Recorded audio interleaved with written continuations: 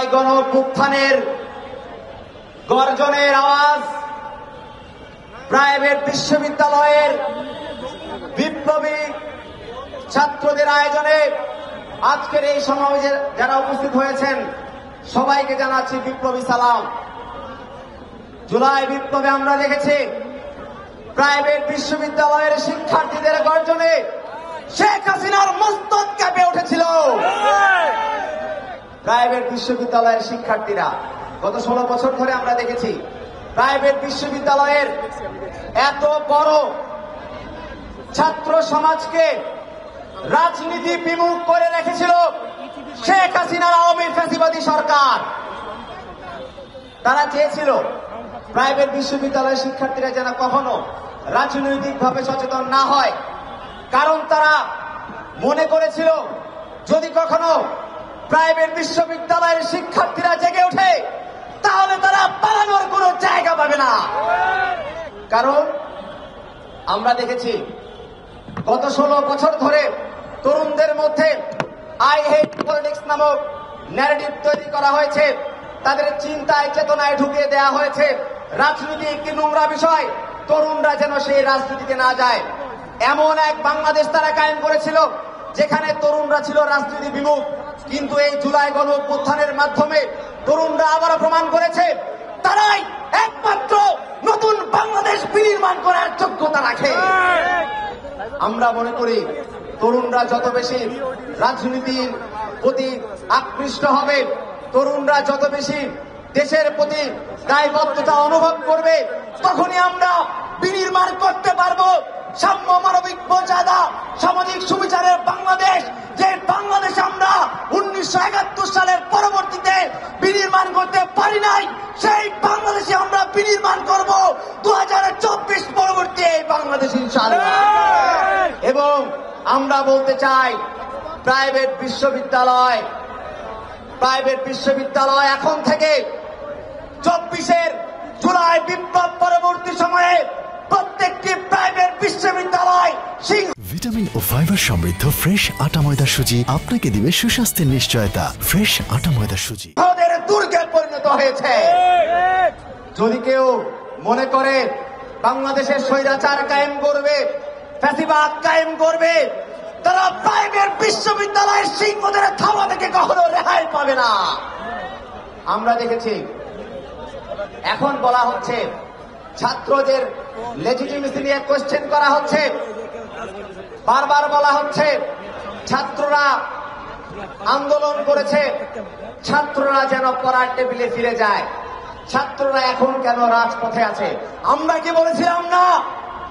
আমরা এক কথা যখন ঘোষণা করেছিলাম তখন আমরা বলেছিলাম আমরা শেখ হাসিনার পতন চাই, ফ্যাসিবাদের বিলোপ চাই, আমরা নয়া রাজনৈতিক বন্দোবস্ত চাই। আমরা কি বলি নাই আমাদের আংশিক বিজয় অর্জিত হয়েছে শেখ হাসিনার পতনের পর? আমরা কি বলেছিলাম আমাদের চূড়ান্ত বিজয় অর্জিত হয়েছে? আমরা বলতে চাই জুলাই চলবে। শিক্ষার্থীদের যে আন্দোলন জুলাইয়ের 1 তারিখ থেকে শুরু হয়েছিল, সেই জুলাই বিপ্লব চলবে নয়া রাজনৈতিক বন্দোবস্ত কায়েম হওয়ার আগ পর্যন্ত। সুতরাং আমাদের রাজপথ ছেড়ে দিলে চলবে না। গত 16 বছর ধরে শেখ হাসিনা বাংলাদেশের মধ্যে যে ভারতের কর্তৃত্ববাদ প্রতিষ্ঠা করেছে, সেই কর্তৃত্ববাদ নির্মূল করার আগ পর্যন্ত আমাদের লড়াই চলবে। আমরা বলতে চাই বাংলাদেশে আমরা স্বাধীন সার্বভৌম পররাষ্ট্রনীতি চাই।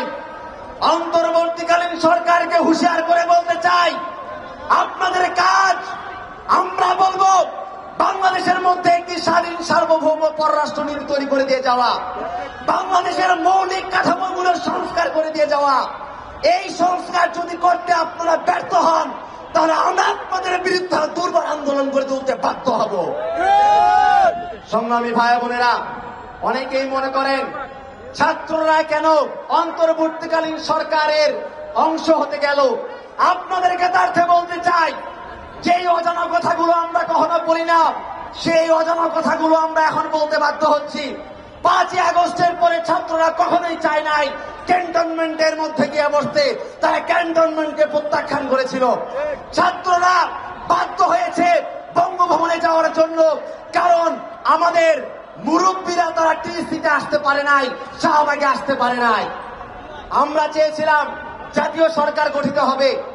আমরা চেয়েছিলাম জুলাই গণঅভ্যুত্থানের পরে সবার একটু ঐক্য প্রয়োজন, সে ঐক্যের স্বার্থে সকল রাজনৈতিক দলকে নিয়ে যেন একটি জাতীয় সরকার গঠন করা হয়। এখন প্রশ্ন আমাদের, সেই জাতীয় সরকার কারা প্রত্যাখ্যান করেছে? কারা সর্বপ্রথম জুলাই বিপ্লবের পরবর্তী সময়ে বাংলাদেশের সর্বমতের ঐক্যকে প্রত্যাখ্যান করেছে কারা? সেই প্রশ্ন আপনারা আগামীর বাংলাদেশে অবশ্যই করবেন। আমরা বলতে চাই, ঐক্য যারা প্রত্যাখ্যান করে তারা দেশের সংস্কার চায় না। যারা সংস্কার চায় না তারা স্বৈরাচার হয়ে উঠতে চায়, তারা ফ্যাসিস্ট হয়ে উঠতে চায়। আমরা বলতে চাই, এই বাংলাদেশের মাটিতে যারা ফ্যাসিস্ট হয়ে উঠতে চাইবে, যারা স্বৈরাচার হয়ে উঠতে চাইবে, তাদের পরিণতি শেখ হাসিনার মতোই হবে ইনশাআল্লাহ। সেই পর্যন্ত আমরা বলবো, আপনারা রাজপথে ঐক্যবদ্ধ থাকুন। আপনাদের ঐক্যবদ্ধ শক্তি এটি বৈষম্য বিরোধী ছাত্র আন্দোলনের শক্তি নয়, এটি বাংলাদেশের তরুণ ছাত্র সমাজের ঐক্যবদ্ধ শক্তি। এবং আপনাদের এই ঐক্যবদ্ধ শক্তি নিয়ে আমরা আগামীর বাংলাদেশ বিনির্মাণ করবো ইনশাআল্লাহ। তরুণদের বাংলাদেশ, আগামীর বাংলাদেশ, নতুন বাংলাদেশ তরুণরাই বিনির্মাণ করবে, তরুণরাই নেতৃত্ব দিবে আগামীর বাংলাদেশকে ইনশাআল্লাহ। বৈষম্য বিরোধী ছাত্র আন্দোলনে যখন কিনা গোটা বাংলাদেশে থমথমে অবস্থা বিরাজ করছিল, স্বৈরাচারী শেখ হাসিনা একের পর এক গুলি করছিল তাদের পেটোয়া পুলিশ বাহিনী, ছাত্রলীগ, যুবলীগদের দিয়ে। ঠিক সেই মুহূর্তে এমন একটা অবস্থা বিরাজ করেছিল যে রাস্তায় একজন মানুষ, একজন ছাত্ররা বের হতেও দুবার ভাবত। যেই কোটা সংস্কার আন্দোলনের জন্য এই আন্দোলন, এই যে জুলাই আমরা যে গণ অভ্যুত্থানের শুরুটা যে কোটা আন্দোলনের মধ্যে দিয়ে হয়েছিল, সেই কোটা আন্দোলনের সাথে বেসরকারি বিশ্ববিদ্যালয়ের শিক্ষার্থীরা খুব বেশি কিন্তু রিলেট করতে পারে না। দেখা যায় বেসরকারি বিশ্ববিদ্যালয়ের যে ট্রেন্ড, তাদের যে লেখাপড়ার স্ট্রাকচার, ধরন, তারা সবসময় দেশের যে মাল্টিন্যাশনাল কোম্পানি এবং অথবা তারা আইএলটিএস দিয়ে বিদেশ চলে যায়, এটাই আসলে একটা ট্রেন্ড। তারা কেন নেমেছিল এই প্রশ্নটা আসলে সেই সময়ের ভিতরে সবাই হাতে বেরিয়েছে। তারা নেমেছিল, তারা আসলে সেই ব্যারিয়ারটা ভেঙে দিয়েছিল। পাবলিক, প্রাইভেট, ন্যাশনালের আসলে ব্যারিয়ার নেই। আমার ভাইদের উপর গুলি চলেছে, শিক্ষার্থীদের উপর গুলি চলেছে, ছাত্রদের উপর যখন গুলি চলেছে তখন আমরা সবাই এক। আমার ভাইদের উপর গুলি চলেছে, এবার প্রয়োজনে আমার উপর গুলি চলবে, কিন্তু স্বৈরাচার হটাবো, বাংলাদেশকে মুক্ত করব। এই যে অ্যাম্বিশন, এই যে স্বতঃস্ফূর্ত ভাবে শিক্ষার্থীদের নেমে আসা, সম্মিলিত বেসরকারি বিশ্ববিদ্যালয়ের শিক্ষার্থীদেরকে কেউ কিন্তু কেন্দ্রীয়ভাবে সংগঠিত করেনি সেভাবে। তারা কিন্তু নিজ উদ্যোগে, স্বপ্রণোদিতভাবে, নিজ উদ্যোগে, যেভাবে বলি যে স্পন্টিনিউয়াসলি নেমে এসেছিল। এই নেমে আসাটা আমরা মনে করি দেশ, দেশমাতৃকা এবং বাংলাদেশের জনগণ তাদের প্রতি দায়বদ্ধতা। আমরা আসলে অনেক দেরি করে ফেলেছি এই আয়োজনটা করতে। এই আয়োজনটা আমরা আরো অনেক আগেই করার উচিত ছিল। সারা দেশের বেসরকারি বিশ্ববিদ্যালয়ের শিক্ষার্থীরা, যাদেরকে অরাজনৈতিক, অ্যাপলিটিক্যাল বলে টিটকারি করা হতো, তারাই দেশের সব থেকে বড় পলিটিক্যাল যে কার্যক্রম গণ অভ্যুত্থান, তার সম্মুখচারীকে নেতৃত্ব দিয়ে প্রমাণ করেছে তারা কোনোভাবেই অ্যাপলিটিক্যাল নয়, শুধুমাত্র পারফেক্ট পলিটিক্যাল যে এনভায়রনমেন্ট পেলে তারাই বাংলাদেশের রাজনৈতিক শক্তি হিসেবে গড়ে উঠবে এবং নেতৃত্ব দেবে। তাই আমরা বলতে চাই, সম্মিলিত বেসরকারি বিশ্ববিদ্যালয়কে সংগঠিত হতে হবে, প্রত্যেকটা বিশ্ববিদ্যালয়কেই সংগঠিত করতে হবে। পাবলিক বিশ্ববিদ্যালয়গুলোতে, এমনকি ন্যাশনাল বিশ্ববিদ্যালয়গুলোতেও দেখা যায় যে সেখানে ছাত্র সংসদের চর্চা রয়েছে। ঠিক একইভাবে প্রাইভেট বিশ্ববিদ্যালয়গুলোর মধ্যেও ছাত্র সংসদের চর্চা ফিরিয়ে আনতে হবে। সেই সাথে আমরা স্পষ্ট করে বলতে চাই, এই যে গণ অভ্যুত্থান হয়েছে, এত এত শহীদ জীবন দিয়েছে, এটাকে মোটেও একটি দল চলে গিয়েছে অন্য দল চলে আসবে, ক্ষমতা পালাবদলের সিঁড়ি হিসেবে দেখার সুযোগ নেই। আমরা রাষ্ট্রীয়ভাবে সংবিধানের পরিবর্তনের মধ্য দিয়ে একটি স্থায়ী সংস্কার দেখতে চাই, বাংলাদেশকে পুনর্গঠন করতে চাই। এবং এর জন্য অবশ্যই যে পথটি আমাদের অবলম্বন করতে হবে সেটি হলো প্রয়োজনীয় সংস্কারের পর আগামীর যে নির্বাচন হবে সেটিকে অবশ্যই গণপরিষদ নির্বাচন হতে হবে। গণপরিষদ নির্বাচনের মধ্য দিয়ে যে পরিষদ গঠন হবে সেই পরিষদ বাংলাদেশের পরবর্তী সংবিধান প্রণয়ন করবে এবং সেই সংবিধান অনুসারে পরবর্তী বাংলাদেশ সূচিত হবে।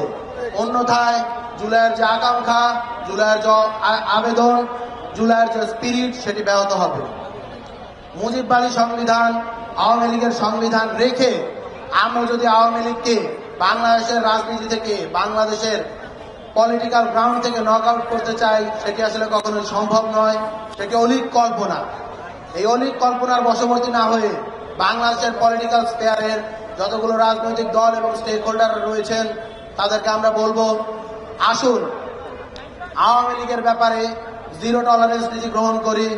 আওয়ামী লীগ, ছাত্রলীগ, যুবলীগ সহ যতগুলো সন্ত্রাসী সংগঠন রয়েছে সকলের ব্যাপারে জিরো টলারেন্স নীতি গ্রহণের মধ্য দিয়ে আমরা যে পরবর্তী বাংলাদেশ গঠন করব সেই বাংলাদেশ হবে জনগণের, সেই বাংলাদেশ হবে শিক্ষার্থীদের, সেই বাংলাদেশ হবে সর্বোপরি বাংলাদেশের আপামর মানুষের।